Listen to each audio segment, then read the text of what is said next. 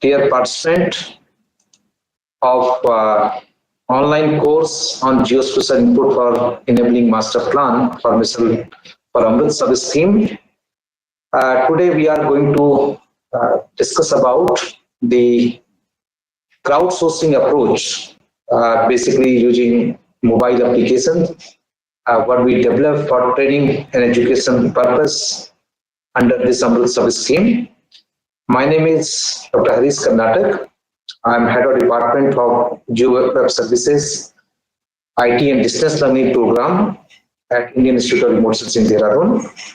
So my session is a very short lecture actually on mobile apps for field data collection in AMRUT program. So before discussing about the strength of this mobile application or a quick demonstration of this mobile application, I would like to brief you about the concept of crowdsourcing and participatory GIS, because ultimately this particular technology is implemented in the mobile app. So without understanding the background of the technology, so it will not be much useful for you, because you may get similar kind of mobile application in Play Store or any app store, but how it is significant for the AMRUT programs, if you want to understand and you want to link this thing with the ongoing this program of flagship program of Government of India, then you will have a better understanding once you have the technology very clearly in your mind, that what kind of technologies are available and what are the advantage of it. So what I will do, I will switch off my video today and I will make my screen available to you so that you will get a better picture of it. So I'm sharing my screen now. I hope it must be visible to you. And now the full screen will be available to you in the presentation mode. So the topic, as I told you, of the session is mobile application for field data collection in AMRUT program.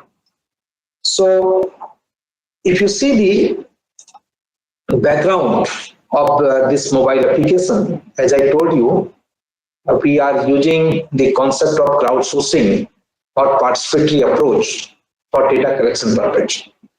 So what does it mean? So in this mobile application, the basic idea is how we can involve more number of data collectors or surveyor in the geotagging or data collection activities.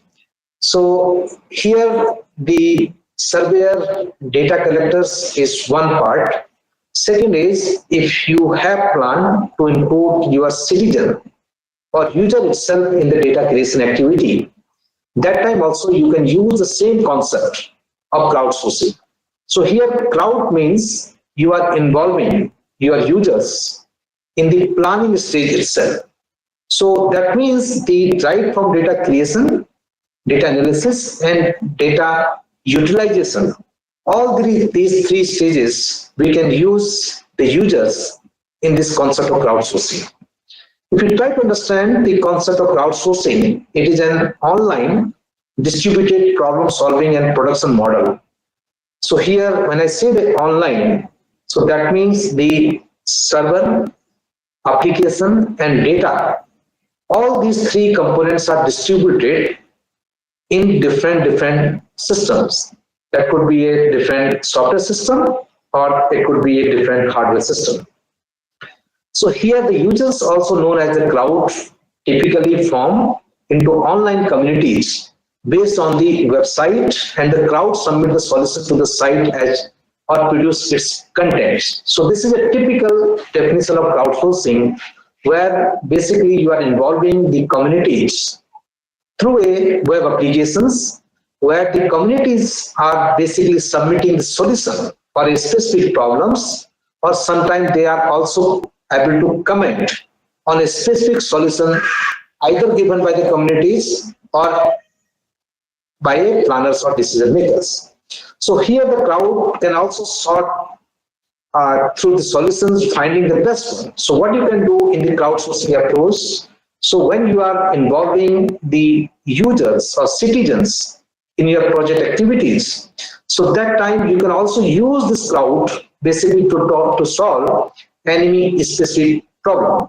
So this is one way. Another way could be you have a number of solutions through your decision support system, and you are interested to find out the best solution out of the alternative available with you. So that time also you can involve the crowds basically in the by using the concept of voting. So you can initiate the voting systems, and then you can take the best solution out of the available alternative.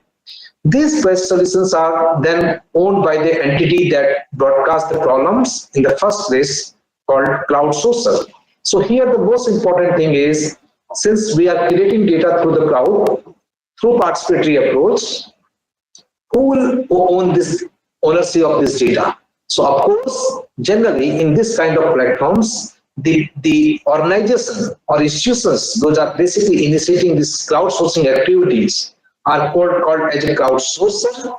They are having the license of ownership of this data.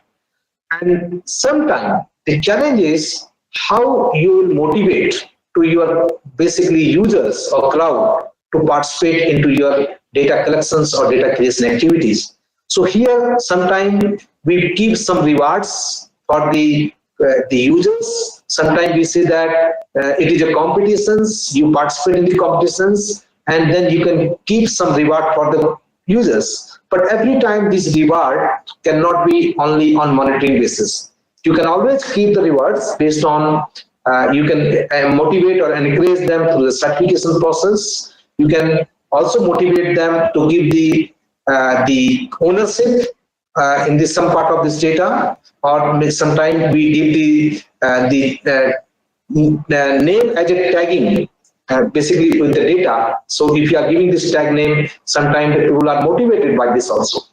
So here the many individuals in the cloud participate just for intellectual stimulation or because of emotional ties to the products and services. So here when I say in the AMRUT programs, we are trying to use the cloud sourcing concept basically for data creation, data validations, and planning activities. So we have to understand that, so suppose you are making a plan for a city, and you are inviting the users of that city to participate in the data collections, data creation, or in the planning activities. So that time, it is not necessary that all the citizens of that city will be looking for some monitoring benefit out of this activity. Sometimes they say that, so I belong to the city, they have some emotional attachment with their own areas. So that time also, many of the users are coming forward basically to participate into your crowdsourcing activities. So if you see typically, so this crowdsourcing concept is basically, it's not a very new concept. Earlier also, you must have seen many examples in literatures, like typically you take the encyclopedia, or today in internet platform, you take the example of Wikipedia. Who is the owner of these contents in these platforms? Basically here, through information democracy or data democracy is implemented, the information is generated by the public for the public. So this is a typical environment already we are practicing. And here you have to understand there are many definitions of the crowdsourcing today. And here there are few characteristics of this crowdsourcing approach. One is outsourced to human workers. So in the crowdsourcing, some part of our activities or sometimes the complete activity itself, we are outsourcing to the human or to some individuals. And here, this particular approach is online and distributed in nature. It is not a centralized computing system. Basically, it is a distributed computing system. And here, the online platforms are basically very, very useful, very, very effective in the crowdsourcing approaches. So it is basically it's a diversity and independence is there. So because every user is independent and every citizen is independent, that is a very, very important things. And most important is incentives. So why people has to involve theirs. So right incentive has to be given. Otherwise, the motivation will not be there. If you are starting such kind of projects, it will be failed. So here the responsibility of crowdsourcer, basically the host institution, is that how to motivate their users in these activities. And here two approaches can be adopted. One is called top-down approach and second is called bottom-up approach. So that crowdsourcing can be initiated through the bottom-up approach as well, because if you are doing this kind of activities using the social media kind of platforms, here in fact the user itself can initiate this data collections or the information generation process. Otherwise, in typical government planning programs like AMRUT programs, here always we are basically focusing on the top-down approach, where basically at top level or at the planning level, we design the crowdsourcing techniques or participatory techniques, and then we open it to the public for participation. So here, next thing what you have to understand, what is the computational crowdsourcing? So computational crowdsourcing is a very interesting technology, what very frequently the IT professionals or researchers are using these days. It is focusing on the computational aspects of crowdsourcing. That is very important is algorithms aspect and non-linear optimization problems. So when you implement any crowdsourcing approach in the computational platforms, so then you have to understand what is the best algorithm you have to implement in here, because you know that when you are opening such kind of project to the users, so that time you have to understand that you are going to get a lot of noise with your data sets. Because ultimately, this kind of projects, when available in the public domains, you need a very appropriate algorithm to understand, to accept the correct information from the crowdsourced data. The next important point is mainly used for micro tasks, and when to use a computational crowdsourcing, basically when the machine cannot do the task well. So crowdsourcing means, you know that in many activities, if you are doing automation activities or automation in your projects, so everything cannot be done using computer system. So the human intervention or human intelligence is always required for many activities. So that time the crowdsourcing is playing a very, very important role. So when I say the human intelligence, especially the data collection system, is a very, very important activities where the machine cannot be used directly to automatically collect the information. But maybe in futures, when we'll have the fully enabled AI systems like a driverless car and all will be in place, that time maybe some part of this data collections or surveying we can automate through the machines also. But today, if you see the entire scenarios, we definitely require the involvement of the human being in this kind of data collections or data analysis systems. So when you require the large crowd can probably do it well. So for example, suppose you are doing the mapping at a large scale. So typically I will relate with the GIS only. So in this case, so if it is a very high scale mapping, like 1:4,000 scale mapping kind of things. So if you are doing these activities in the central place, so you may take a lot of time, sometimes many years to complete your projects. But if you are involving your users in the through the crowdsourcing approach, so what you can do, you can basically complete your project in a very short time. And a typical example of this kind of mapping I can give you in the Google Maps. You know that when Google has started this activity, maybe Google was launched in 2006, but today to 2020 or 2021, you see here, in fact, I can say around 80% of the entire globe, they are able to map today now.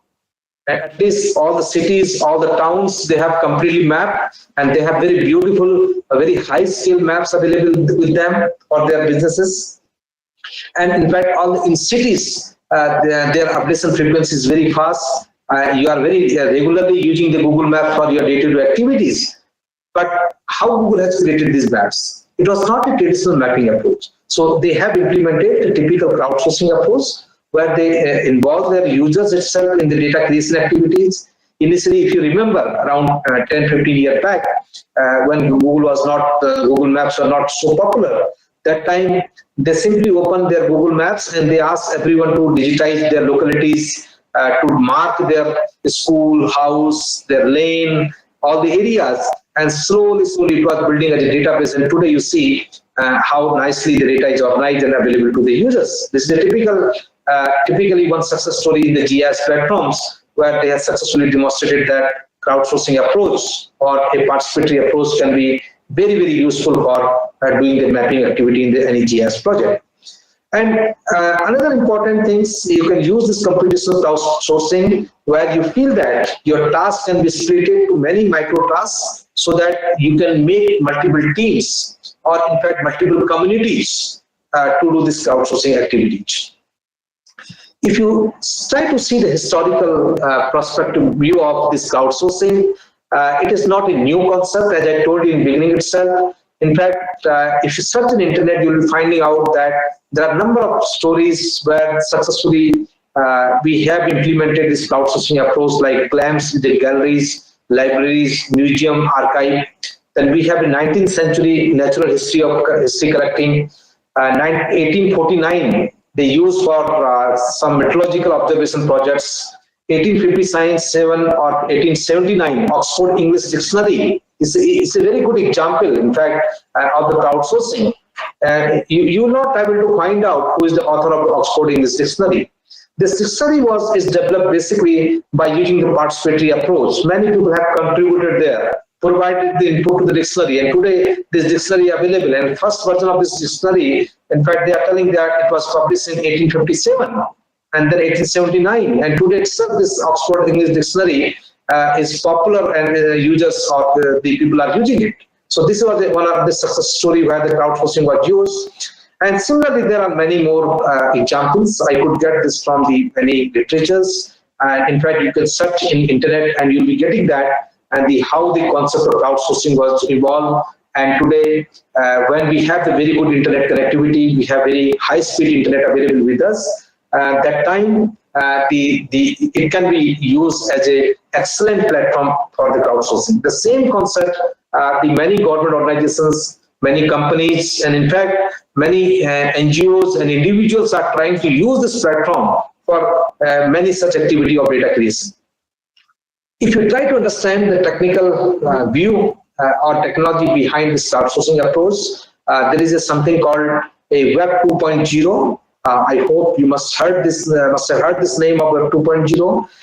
This is a very interesting platform, or where a lot of web applications are hosted today. Typically, example I can give you, your social media.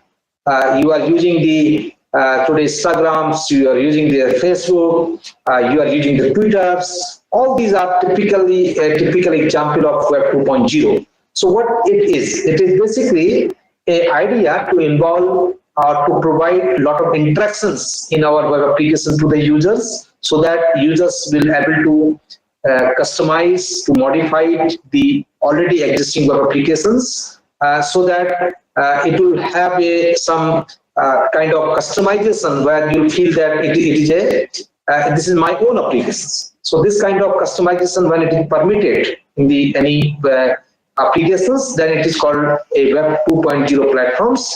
In the background, we use technology called extensive markup language, or XML. We use the really simple syndication like RSS feed, JavaScript, Ajax, and many more such technologies are there, like socket programming and all, where the messagings are happening. But ultimately, these technologies are providing a very web as a platforms, so that when I say the web as a platform, that means I can host my applications, my software on top of it. And in fact, the users itself can host the application without having any computational infrastructure. So then it allows a lot of participation here, because interactions is permitted, and content syndication, web services, APIs, and so on, all these services are there. But if you compare this Web 2.0 with the static web applications, where simple organizational websites are hosted, like website of IIRS, where you have very limited interactions, you are able to see only whatever is published by IIRS, but you are not able to create your logins, you are not able to customize your own homepage there. So in that case, you can understand the difference between the interactive web application and static web applications. So here, the crowdsourcing or participatory approach are extensively using Web 2.0 technology, and without this technology, the interactions are not possible.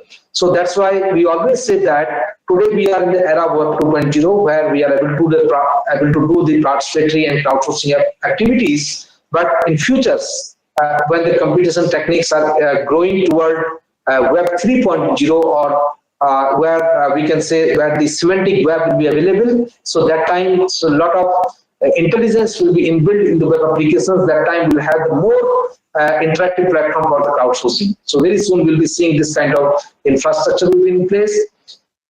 And when you import GIS with Web 2.0, then we say that it is a GeoWeb. So GeoWeb is again an intelligent intelligent GIS applications.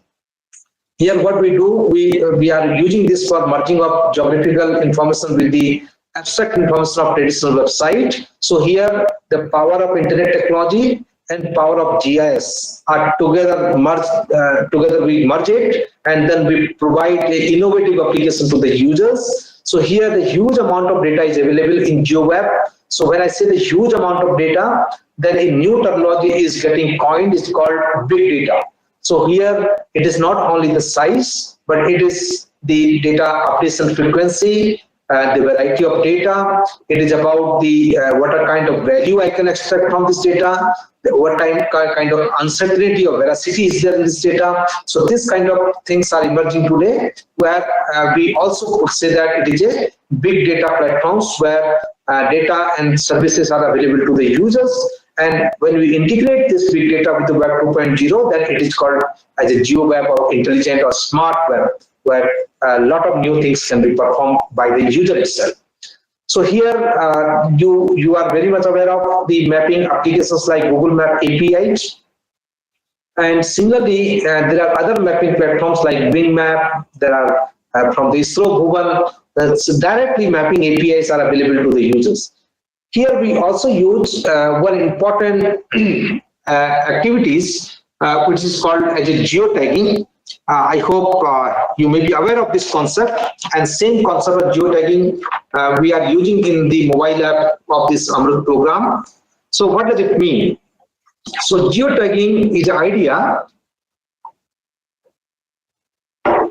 where basically we attach the geo coordinate that are basically latitude, longitude, and altitude of a particular location or of a particular geographical object. So when we attach this coordinate with the object, then it will be basically having the unique location, because this unique location will play a very, very important role. And this kind of geotagging approach is a very, very important or very much required in the flagship programs like AMRUT and Smart City. Whatever infrastructure we develop or whatever infrastructure we upgrade, so what we do, we basically geotag that activity. When we geotag that activity, then based on their locations, we can make an effective location-specific plan. So this way, it is very important. But if you see the internet platform today, one typical example is a Flickr. Flickr is a website which is basically geotagging the photo. It is a photo sharing platform. So whatever photos you update there, you can always attach a coordinate or location with these photographs. And these photographs, a location-specific photograph, can be utilized for providing the location-based services, because not only photograph, similarly if you attach the other additional information with the location, so then we can give a lot of location-based services to the users. Here the mobile and wireless technologies are becoming very, very important. We say the pervasive means you can do this activity everywhere today. So here the mobile GIS is evolving in a enterprise platforms. And when I say the enterprise platforms, the solution may be very effective in many areas, including like a disasters management, emergency management, urban planning, very, very important activities. And the advantage of this technology is what I can say, it is a smart solutions. It is a very smaller in size. And today our mobiles are able to provide a faster data access. And these are the locational aware, they are the embedded systems. And when we have this kind of device in our pocket, and today the smart mobile phones are everywhere and everyone is carrying these phones, and that's why the mobile based GIS or mobile technologies are are playing a very important role in many areas, especially after in India. If I talk about India, after the Digital India Initiative, we have seen that many government programs, many government activities, services are now available into your mobile device, including your banking, in all the government services, certifications. In fact, recently in COVID-19, we have seen our COVID-19 vaccinations was fully dependent on these mobile platforms. So everything was basically tracked. So here you can understand here how this technology is working. In background, we have the mobile servers, we have the databases, we have the application servers, and then we basically provide a lot of activities of data creation, data validations, because data validation is very important activity here. And here the wireless application protocols are used in the background for sending and receiving the information about the geography to remote servers. So because we do here geotagging, whatever information exchange we do in this kind of mobile technology. So basically here one is a wireless communication, second is the tagging of your geographic coordinates to the object, with the geographical object. How this technology is basically working, this is a typical computation architecture is shown here. So you can see here, these are the servers, we call it a web and mobile servers. So in the mobile servers, basically you store the data. Data is basically stored as sometimes as a structured data in database management system, otherwise sometimes as unstructured data in the NoSQL environment, or kind of like a Hadoop or HBase kind of environments. So when these data sets are there, then we require a web server, and web servers are basically a hardware or software which are responsible to make the communication between the client and the server. And here, to make the communication between the client and server, of course, you know that here the wireless communication network is established, and through this Wi-Fi or wireless networks, each client will have their own IP address, unique ID is given. And when we have the IP address, here when I say the mobile GIS architectures, it doesn't mean that every time you need a mobile like a telephone instrument. It can be any mobile device, any device which is able to basically relocate from one location to another location, any electronic gadget we can use here, and then through the network it can communicate. When I say that any gadget, then the concept of IoT, Internet of Things, are getting very popular these days. In fact, in smart city planning, you must be knowing about this, the use of IoT. So here, when you have this kind of wireless communication networks, not only your mobile device, you can also install the sensors, you can also install any electronic gadget here, and then you can communicate with your servers. But whatever device you use here, ultimately what you need, for example, in the mobile GIS, we need a device called mobile device, and then we need a operating systems. You can use Android, you can use Windows, you can use iOS, any mobile operating system. On this mobile operating system, you basically need a mobile GIS software to be installed there, and this particular software could be a ready-to-use software, either from the open source or commercial platform you can download and you can install into your computer. Otherwise, you can also customize your own application. And these mobile GIS softwares are using two important sensors or two important basically component of your device. One is called GPS these days, this is global positioning system. The sensor is inbuilt into your mobile device, and this particular sensor is responsible to give your coordinate, your location through the satellite signals. So here, when you receive these signals from satellite, then you can tell that what is your coordinates here, and then you can also create data through this mobile device, because these tools are already there, and you can store this data locally into mobile device. And once you have the data and GPS signals with you, then what you can do, you can build a specific application, a theme-specific applications. For example, in this course, we are discussing about the AMRUT programs. So here, the theme-specific application, right now we are talking about the urban planning, but it could be for anything, any like a forest management, agriculture, you can use for any geological applications, you can use for any forest related applications, or maybe whatever you want. So this mobile GIS applications need to be built on top of this complete. This is a complete workflow, basically what we use for development of any mobile GIS application. So participatory approach, already I told you, a typical success story already is there in the internet platform today. This is an example of Wikipedia, where you can see the contents are available in the different languages. And sometimes you think about it, basically who is creating these contents? How these contents are reaching to you? And who is validating? And you closely observe sometimes these contents are up to date. If something happens today, immediately it will be updated into Wikipedia. How things are happening? Who is updating this content? Basically, it is done by users. It is done by the citizens. Those are basically the clouds. The Wikipedia provide a platform where anybody can edit this content without any restriction. But again, you will say that, can I believe that these are the authentic information? But in general, this question will be there, either this information is authentic or not. But if you cross-check it, you will find that at least 95% these informations are correct. Because one user is creating the data, second user is validating the data. So here's the participatory approach. Somebody is creating, somebody is validating. If you publish the wrong information, some XYZ user will come, they will delete it. They will say this is a wrong information. If you publish the correct information, so nobody is going to delete it. In general, the correct information is not going to be deleted. Only the wrong information is going to be deleted, because this is a human psychology, what you have to understand. So that's why the content into this approach is in general are correct.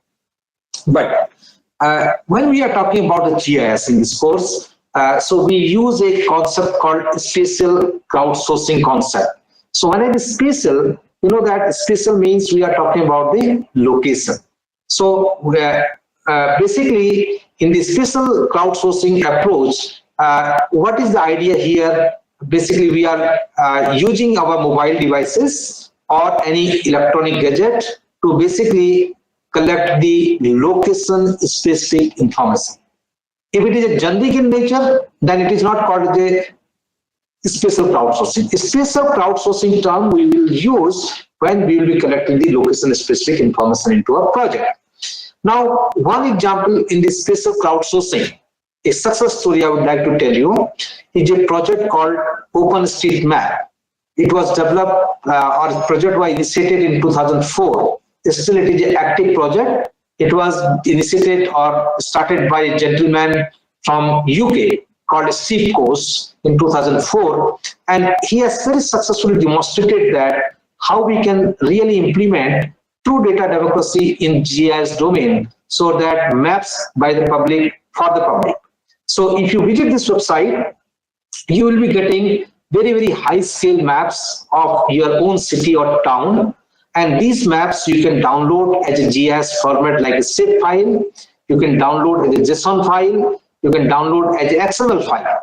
So it's completely open system or open platform. So here, very, very detailed or minute map of your localities up to the street level are available in the vector format. So today, you can ask who has created this data, who has created this map. In fact, I can tell you such details or map with such details are not available with the government agencies. But interestingly, the technology is permitting you to create the data, because in the background satellite imageries are available. So you can start digitization activities on top of it, and then you can also start the attributions. You can collect the attribute. If you belong to that local areas, definitely you will have a lot of ideas, a lot of knowledge about your localities. So that time attribution will be very easy. So many times in this kind of mapping platforms, no need to visit the field at all. Because if I belong to Dehradun, I know what are the local areas available there. So I can get involved here. I can create the map. And these maps, if it is a crowdsourced platforms like OpenStreet, then not only one users, you can involve hundreds and thousands and millions of users together in the mapping activities. But of course, you have to initiate why they will do these activities. So the motivation, encouragement, or your project should have a very strong component to motivate the users to involve or to get involved in the data creation activity. So please see this website, OpenStreetMap. So you'll be getting that very interesting contents are available. Since this course is very short course, so we are not keeping any detailed demonstration on these data source repositories. But still, I will recommend you to please visit this website and see how the maps are being created here. This is a typical example, detailed maps, how you can get. This is for Dehradun. You keep on zooming it, you'll be getting better maps like this. You see here. So this is for Delhi regions. You see how detailed these maps are available. Each and every corner of that area is mapped. Each point of interest is available as a map features with its attribute. That is the beauty of this technology and how quickly they are able to create these maps. This is a typical example how you can do the mapping actually here in the crowdsourcing platforms. So when you are zooming or you are going to the close view of the areas, automatically you will be getting a satellite imagery in the background. And then you know that in GIS we use three geometry, point, line and polygon geometry. So you can start digitization activities here. So you can start digitize any map features like point or line or polygon. And once you complete it, they have very beautiful data structure design in the background. Then you can decide if you are looking for digitization of the line features, then automatically it will recognize it. It could be either as a road, rail, path, waterways, power lines. This way, automatically it will identify, and then it will complete the mapping activity. So once you do it, it will be saving into the system, but immediately it will not publish into the public.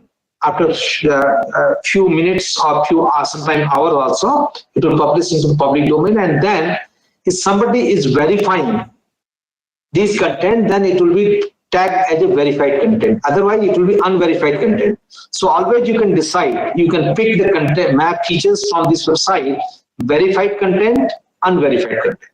So this is the same approach is implemented, very much successful. And there are some examples for your understanding the difference between the normal crowdsourcing versus spatial crowdsourcing. So you can see here for crowdsourcing, typical example information collection Wikipedia. For spatial crowdsourcing, you have example called OpenStreetMap. So here Wikipedia, what we do basically crowdsourcing for textual information or numerical information. Here, no location specific tag is involved attached with this data or information.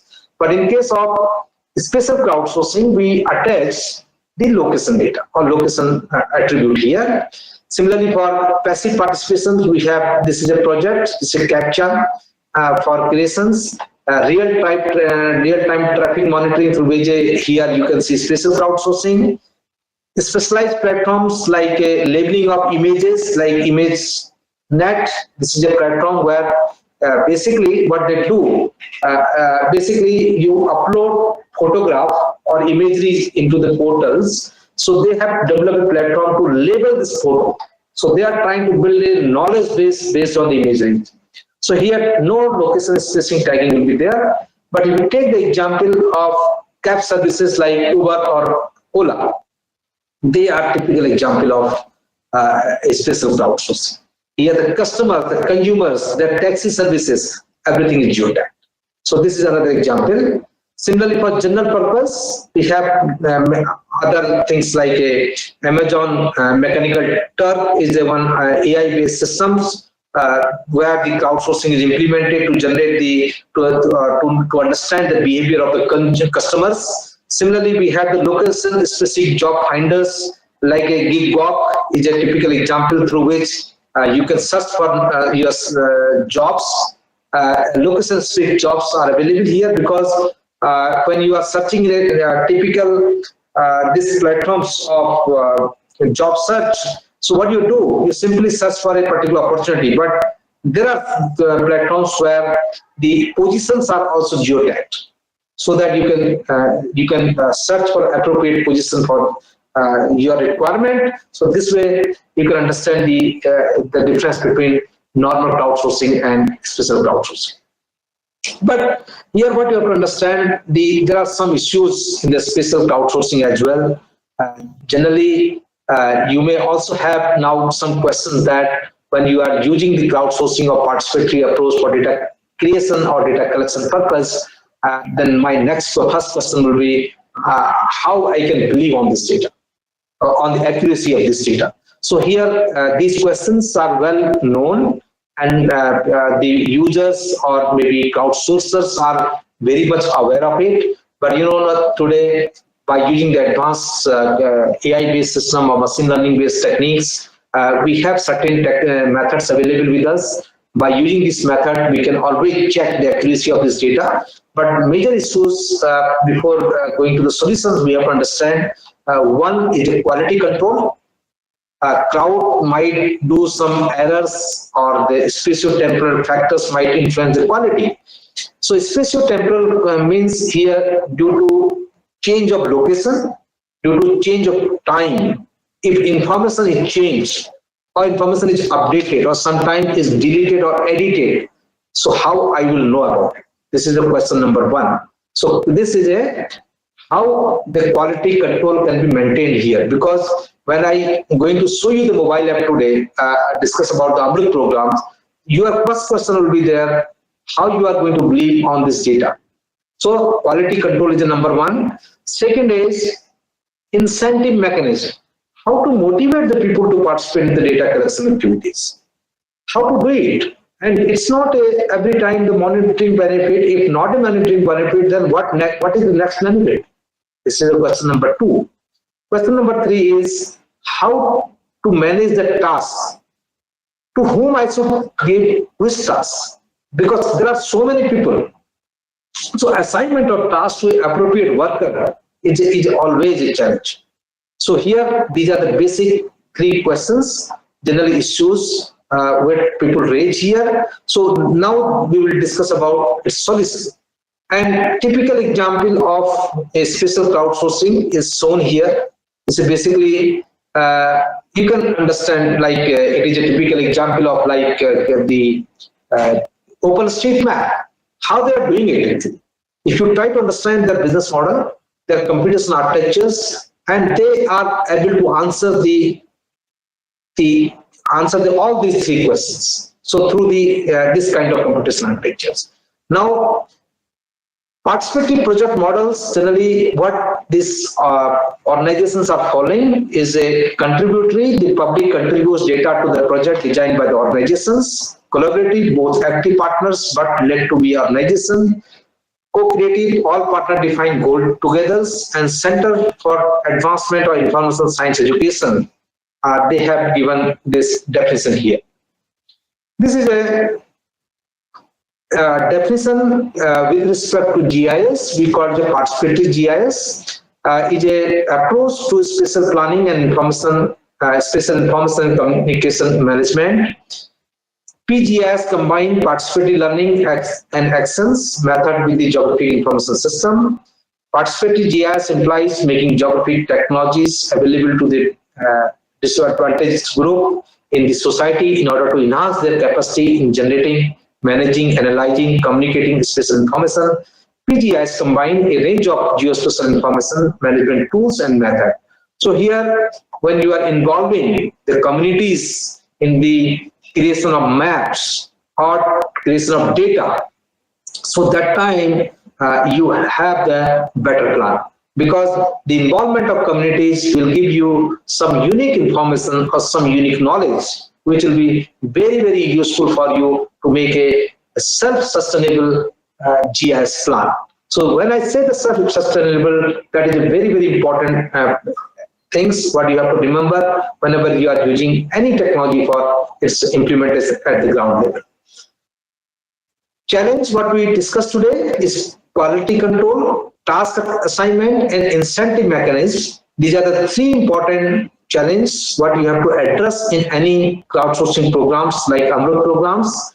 If you talk about the quality control, as I told you, basically we use here the concept of voting kind of things, like one person is creating the data and 2, 3 or 10 persons are validating this data. So here take the answer that is aggregated by the majority or most voting of the workers. So most of the people, whatever they are saying or following, you consider this as a correct information. So here the concept of voting doesn't mean every time people have to participate here. If people are using that data also, automatically you have to get this information. Yes, somebody was interested on this data. That means it has some information. So this way, majority voting, and then we have a Bayesian voting systems. Take the answer that aggregated by the Bayesian voting strategy of the workers. And this approach is published by the researchers in their research papers, how the quality control can be maintained in the crowdsourced data. These are the references of these publications. I have kept 2 publications here. These are the 2 methods what we implement in any mobile app or any data collection system. Then next important is the traditional crowdsourcing workers only need to complete a task on the internet, and the special crowdsourcing need physical move to the location of the task. What does it mean? So in the special crowdsourcing, says I told you that the location of an object is tagged with the data. So that means if you are moving to the actual ground locations, so only that time you can receive the actual GPS coordinate. So what people will do here, you cannot edit your coordinate. So that means you have to go to the ground.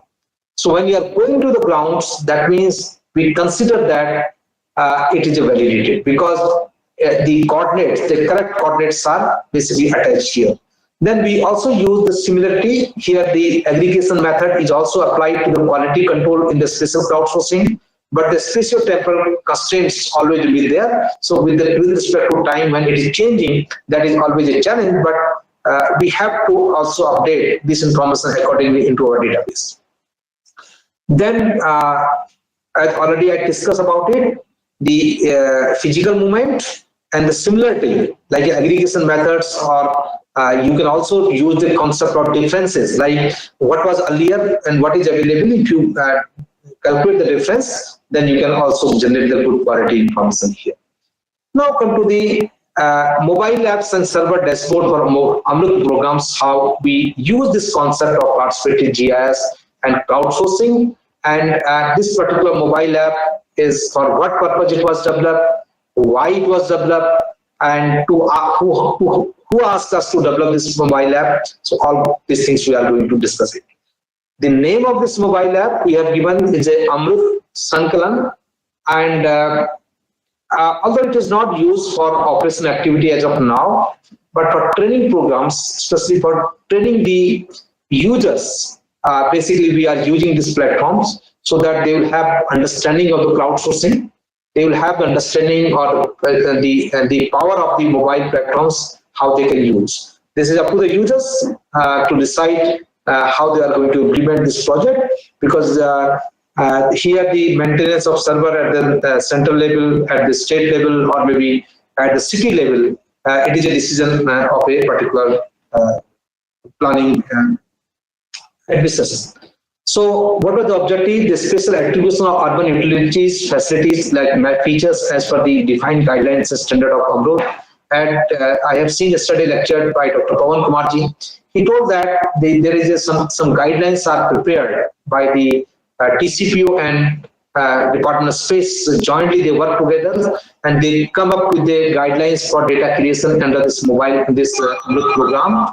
So in these activities, you know that when we have this kind of data structure in place, so what we think that can we use the mobile application to basically to geotagging or attribution of different map features of AMRUT program.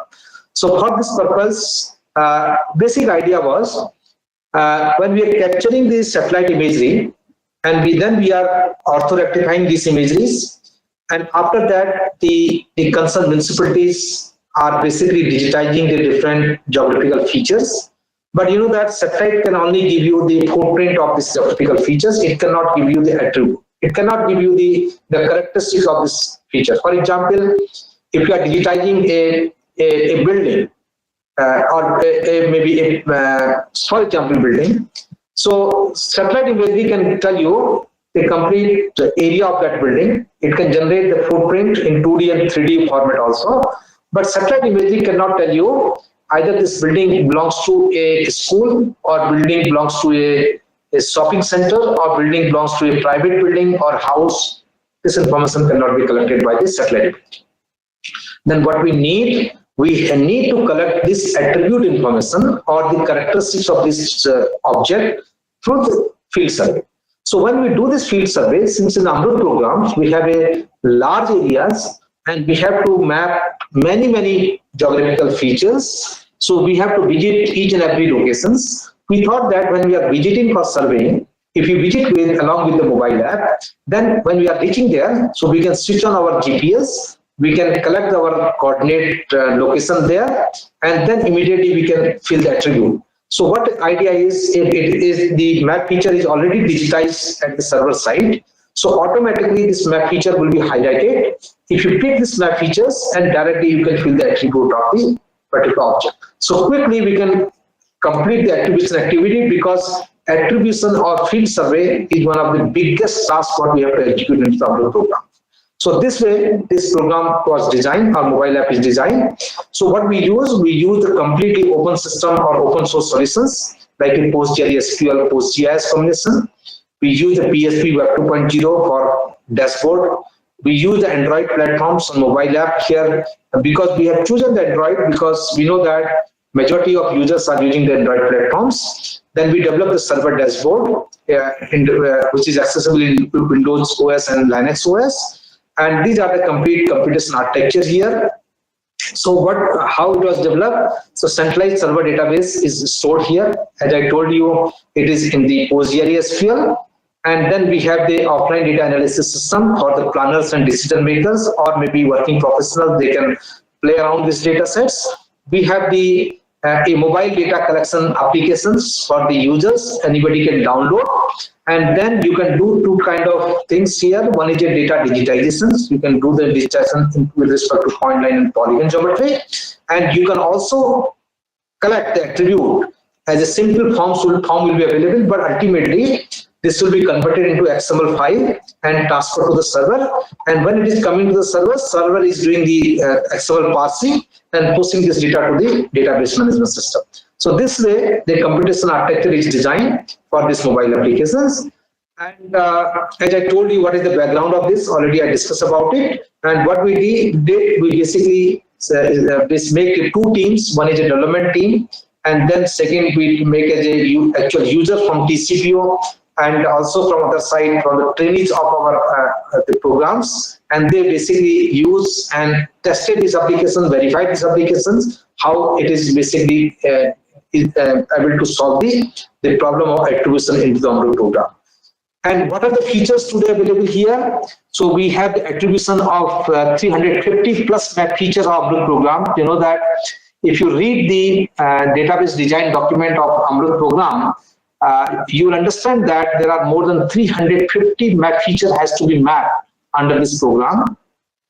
And the mobile app is made available for the feature-wise attribute collections rather than GIS layer-based attribute collection. What does it mean? So what it is basically, whenever you are in the ground, if you are reaching to a particular location, whatever you are seeing in front of you, if you are seeing a building, you simply search the building. So automatically, if building is visible to you, geographical feature is available to you, so automatically the attribute will be attached in the central database. So sometime what is happening in GIS layer, there are many objects or geographical objects which are lying into multiple GIS layers or multiple GIS category. Like for example, if you see there is a single layer called building layer. In building layer, we map the building. But there is a map called central government institutions. In the central government institutions also, building is mapped. But we will not do the mapping 2 times. We will do the mapping only 1 time. Automatically, it will adjust, or automatically the system will adjust wherever or in which category it is lying, automatically it will link with this. So this way the data collection is made available. It's a very simple things. Search the features, continue the build. So multiple time you are not supposed to do the survey. System will automatically restructure the map features and organize it as a GIS layer as per the design standard. So multilingual support available. Currently Hindi and English version is available, but the same mobile app can be, you can make it in regional language, because in the AMRUT programs, the local level planning is there, so that the regional language support is very much required. The collected data can be geo-visualized in 2D and 3D domain. Of course, if this facility is available, you can do the geo-visualization in the mobile app itself. Otherwise, you can also do the visualization in the server side in the dashboard. And whatever data is being collected here, you can export this data as a CSV file, as a XLS file, as a KML, as a JSON, SAP file, all things automatically done by the system. So this way it is implemented. The web-based dashboard is available here. The software tools and utilities as per the requirement of the project to generate various special data product as a map or report that you can do it. So this way we have implemented. And then how it looks like, this is a typical the screenshot of this map and this app. So you can see here there are some typical guidelines are available. Very basic things: start survey, edit data, view data, upload data. So when you click on or you touch on this start survey, so immediately it will say that search a selected features, what you are going to survey. So these are the 350 plus my features are available. There is a text box here, you can type, or otherwise you can pick like from this radio button also. Once you do it, the next level, it will ask you to take the photographs. So multiple photograph also you can attach, or you can attach single photograph as well. If you are selecting like a road, for example, you are surveying or you are attaching a attribute to the roads. So when you select the road, automatically the code of this road will be displayed to you. It will be automatically selected. And then you can fill the attribute like carriage width or right of way width or maintained by, all these attributes. These are the, as per the design document of the AMRUT. So you can fill this information. And we try to do the complete customization in such a way that the typing efforts will be very, very minimum. Only you can select and you can pick, and automatically attribute will be attached with the geographical feature. But here you have to remember that, so wherever you are standing, so automatically that road will be picked up. So nothing to worry about it. So this way it will be done based on your coordinates. So we'll be doing some automation in the background, some intelligence system is developed, like tolerance level and all, then it will be attaching the inputs. So this way you can set, and here URL, what we did here, you can set up your own server. It is not necessary that data will come to the central location. Here you can set up and you can change the URL of the server, your own server you can give, then data will come to your server. Server update always there so that you can deploy in the servers. As I told you, it's a very simple thing. Is a PostgreSQL, it is an open source database, and then it is a Java-based platform where the server is deployed. This is a typical example of dashboard, how it looks like. In the dashboard, you can generate a different type of reports here. You can see the status of attributions, how the field staff is working, how much task is completed, how much task is pending. And we have demonstrated in the Dehradun city for data collection of different areas by our trainees, because we are a training institute, so we provide this kind of training to the users, so they will have a feeling how the crowdsourcing approach can be helpful for their AMRUT programs. This is a typical example. So this is our team here in our center, ISRO software development team. We have led by Sri Pramod Kumarji, which is a group at IIRS, and myself and Sama Madam and Ravi Bhandari, Kamal, Malasya Rao, Nardan Vishwakarma. Our student also participate there, and then supervisory role from the director and TCPO site and technical evaluation team. They are from other ISRO centers. They participate in this mobile. So this way, Today, what we did, we discussed the concept of the crowdsourcing participatory GIS. We try to understand how globally people are using this concept. Then I come to our own mobile application, how we have implemented or developed the mobile application for the government program. With this, I conclude my session here, and thank you very much for your very active participation. And we'll be sharing this content to e-class platforms. And now you can ask your questions. After 2-minute break, I will take your questions. Thank you very much.